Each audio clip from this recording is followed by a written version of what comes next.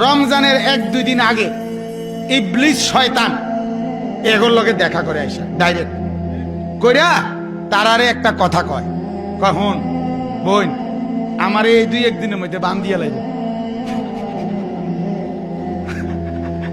কথা বুঝছো না? হ্যাঁ হ্যাঁ, আমার এই 2-1 দিনের মধ্যে কি করে লাইব? বান্ধিয়া লাইব। আর বান্ধিয়া লাইলে আমি কোনো আইতারতাম না 1টা মাস। হ্যাঁ, তবে গত 11টা মাস তোরে যেভাবে চালাইছি আমার ইজ্জতের দিকে খেয়াল রাখবো, আমি যাতে বেজ্জতি না হই।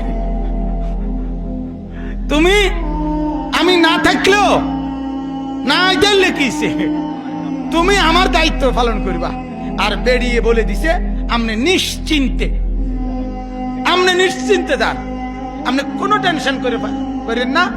আপনারা বান দিয়ে থইল আমাদের আমনের পক্ষে আন্দোলন চলবেই, আমরা আপনার সাথে আছি। যা দরকার 1 মাস পরে ছুড়াইলে আইয়া দেখবেন আমি এই ডকেরে আছি। বলেন নাউজুবিল্লাহ। তার মানে আমার বিবেচনায় রমজান মাসে যেই মহিলাগুলো বেপরদা বাজারে বাজারে ঘুরে, এগুলো ইবলিস শয়তানের চাইতেও খারাপ।